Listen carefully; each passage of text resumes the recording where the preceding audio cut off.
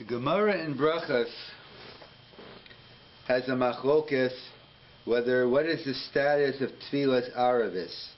Is Tfilas Aravis a rishus or chova? So that's one machlokes, whether Tfilas Aravis is a rishus or chova. And some want to point out that perhaps it's dependent on the machlokas we had in the Gemara and Brachas Kavav on the days. If you hold Tefillah Keneged Avos, so therefore Aravis is a chova. If you hold Tefillah Aravis Rishus, it's Keneged Karbanos, and we just have the leftovers brought on the Karban for the night, so therefore perhaps that's right. And others suggest no, that even within Tefillah Avos Tiknun, it's also a Rishus. So where do we have this concept of a rishus? So we know in general there's a concept, there's a whole question whether does it exist. We know that you have obligations. So there's a famous Vilna Gaon that he says regarding eating, it says 7 days you have to eat matzah, and it says be'erev tochlu matzah. So the Vilna Gaon is a famous chiddush that the first night is a chiyuv, the rest of Pesach is a kiyum hamitzvah. So by eating matzah, the night of the whole Pesach, that's one of the reasons why people have shmura matzah, another reasons the Rambam. But by eating matzah the whole Pesach, you get a kiyum hamitzvah. And that's why, in fact, the Vilna Gaon used to make havdalah over beer to show that Yidafka didn't have beer because it was Pesach. That's the minhag ha'olam, that right after Pesach people run out to the pizza shops to show that the whole time the only reason they didn't have chametz is because of the commandment. So what does it mean Tfilas Aravis Rishus? So it's a major machlokes, the Bali Tosfos, the Ritva, and others, because the Gemara tells us in Brachas that if you forget Yalo v'Yavo at night, you don't go back. Why don't you go back? The Gemara says She'im HaKadosh es HaChodesh Balayla. Based on this meet at night, so you forget Yalo v'Yavo, you don't go back. So the question is, why does the Gemara have to give me a reason? Ein mekadeshin es hachodesh balayla. This is Tfilas Aravis Rishus. If I don't have to daven in the first place, I don't have to go back. That leads Tosfos in the beginning of the fourth parak Chavav Aben Aleph to say, "L'gabe mitzvah overis, it's a rishus." In other words, it's only a relative rishus. It's a low-level obligation, but it's not really rishus as an optional.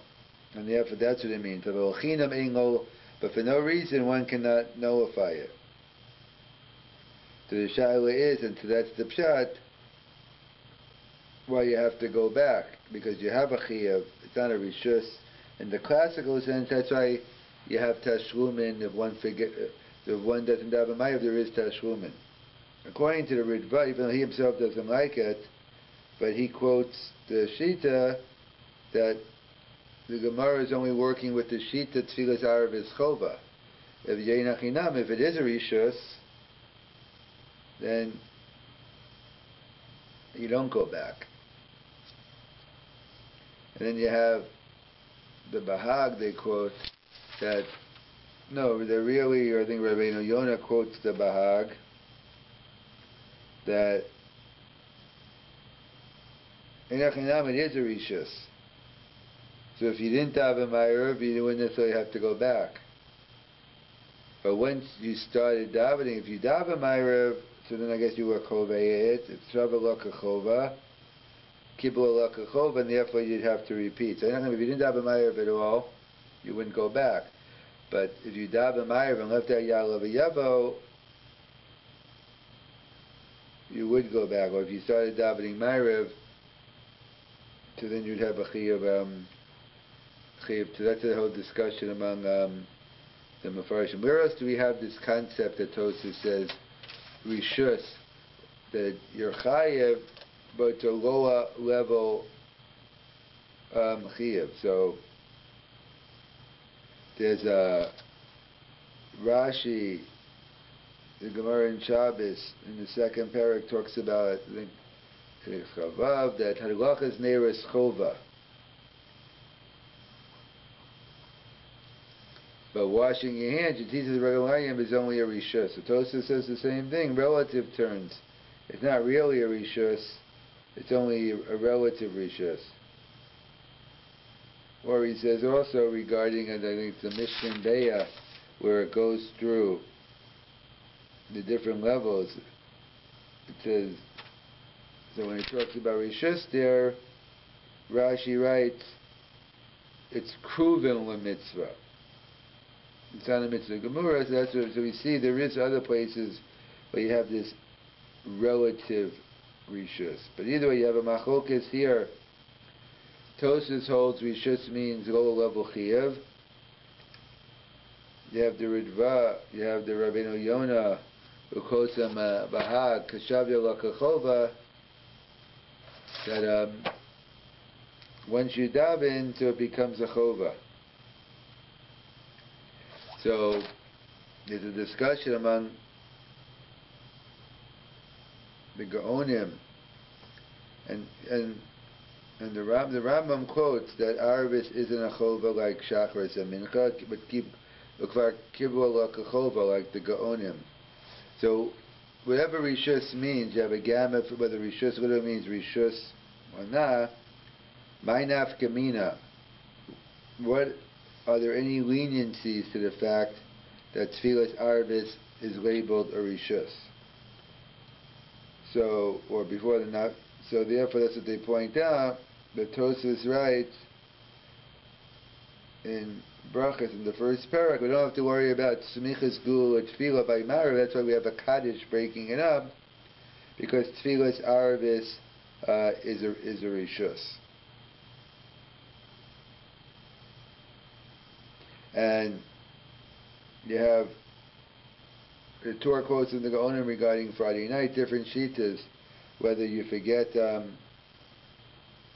if you daven a weekday Shemona Esrei and leave out Shabbos, so the Torah quotes from Aaron, you have to go back, and he quotes from other Gaonim that you could, if you hear Magen Avos, if you forgot, then you could be Yotze with that. And some even say even if you didn't daven at all. So that's what the base Yosef points down. All these kulas are based on the fact that Tfilas Arvis is rishus, and that's what the Rambam himself also writes.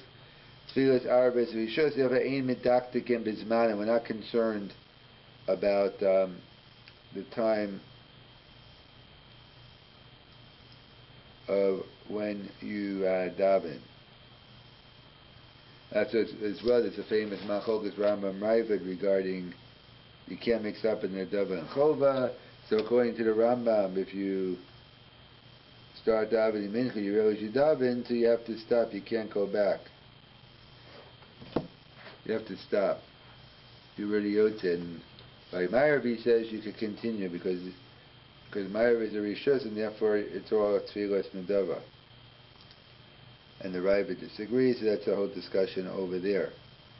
But there's also the famous Lecha Mishnah about Tartei de Sarsari. So therefore they point out when it comes to Friday night that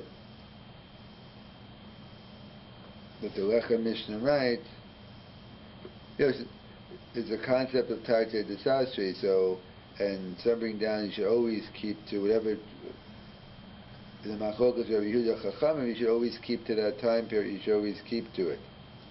So some point out that Friday night's different because once you daven mincha,